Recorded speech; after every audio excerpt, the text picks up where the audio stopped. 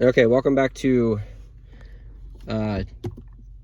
tactical radio considerations and different types of radios. This is part 2. We were talking about the scanner or voice intercept receiver. You could call it tactical voice intercept, or what the military calls it, low level voice intercept, or LLVI. Basically, well, they use AOR, or they used AOR AR8200 scanners, receivers, but clear for the visual approach 20 from Mach 116. This does the same thing effectively. A nicer one, like say a Pro 95, or one of the nicer, newer Unidens, will do the same thing, but and do better. It'll give you. On the visual runway 20. Yeah, there's. So this is a 11-meter CB transceiver, and we're inside a car, so it's not going to work too well. It's got FM.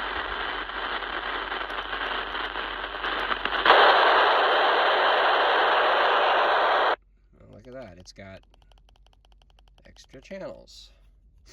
Telescopic antenna, 27 inches long. The nice thing about this is it's a perfect companion to your Baofeng and all of your fun audio accessories. It's got the same kind of Kenwood connector, so you can use it as a you can use all your audio accessories that you already have with this type of radio. And these things are readily accessible, they're easy to use, and they've got AM FM capability. And like I said, they're readily accessible, they're really not that expensive. Another option would be like the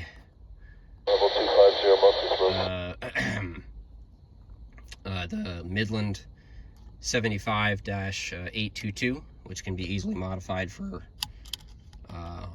80 additional channels. So 40 channels above channel 40, CB channel 40, 40 channels below CB channel 1. And there's a lot of other ones out there as well. Another PNI radio, name escapes me at the moment. But these radios, especially in an open area, are going to give you much better range than your Baofeng. Even if you have the super fun tactical tape antenna, it's not going to make that much of a difference. I mean, it is going to make a difference, don't get me wrong, but you can see this thing's had some use. Just the way this thing is kind of good. It's kind of great. The UV-82, I like the UV-82. I don't like its weird quirk where it switches from the A to B when you transmit, when you key the PTT circuit with an external audio system. I don't understand why it does that. I don't know if they fixed that on the newer versions, but that is kind of an annoyance. The UV-5R does not do that. So let's see, wrong thing here.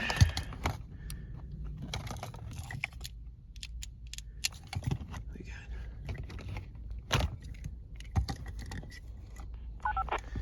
radio check. Radio check. Whoops, radios are right next to each other. That's not good yet. Radio check 1212. Radio check. Hello. And that's with this guy, the H250. Hello, 1212. So, how does this kind of relate back to higher power radios, like our friend, the Alinco DRB185, or the Yaesu FT2980, or the, ICOM IC2200 or 2300, whatever it is now? Well, the one thing is these are VHF radios. They're monoband radios. You can get dual band radios that will talk to these things on UHF, on GMRS, if you want to, use the GMRS frequencies, which I do recommend doing if you do it right. It's very nice. UHF and VHF high are best suited for short range comms, asterisk being unless you've got some serious elevation that you're working with. In an urban area, the amount of obstructions, even on VHF, even on UHF, is just, it's just debilitating. You're not going to get that much better with the lower frequencies, below 50 megahertz, below 30 megahertz in this case, 25 to 30 megahertz. You are going to get a little bit better assuming you've got a decent antenna. So for mobile-to-mobile comms, you really need to look at either setting up a separate system, which is what I recommend. I actually recommend doing the following. Having a radio on a different band. So if your system is UHF, for your handheld radios, have a radio that does UHF, and then have a radio on 11 meters, a CB radio with extra channels, 10 meter radio, like an Anytone Smart or something like that. That is going to serve multiple purposes. The first purpose is it diversifies your communications, which makes it harder to intercept with something like this because you're operating on different bands. The second is you're able to leverage the better communications range that the lower frequencies offer when you have a better and more efficient antenna.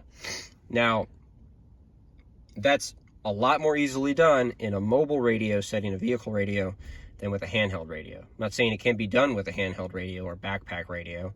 It's just harder to do, and you lose efficiency. Some of these antennas are not good, so you need to actually check.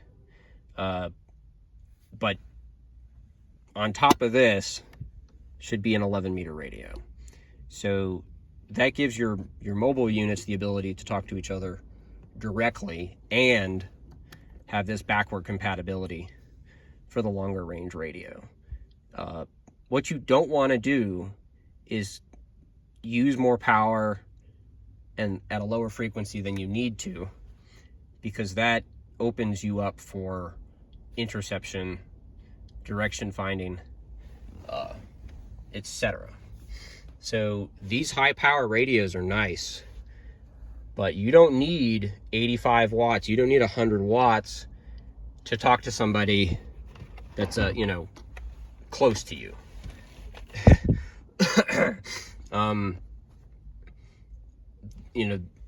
Another option is to get an external antenna and run it with one of your HTs with the mobile. I strongly recommend doing that. And I'm going to do another video on that as well. So there's more to come on this. There's a lot more stuff out there that I want to discuss, but this is just kind of a beginning, and we can include it with the Baofeng Basics radio videos. But yeah, that's it for now. Thanks for watching.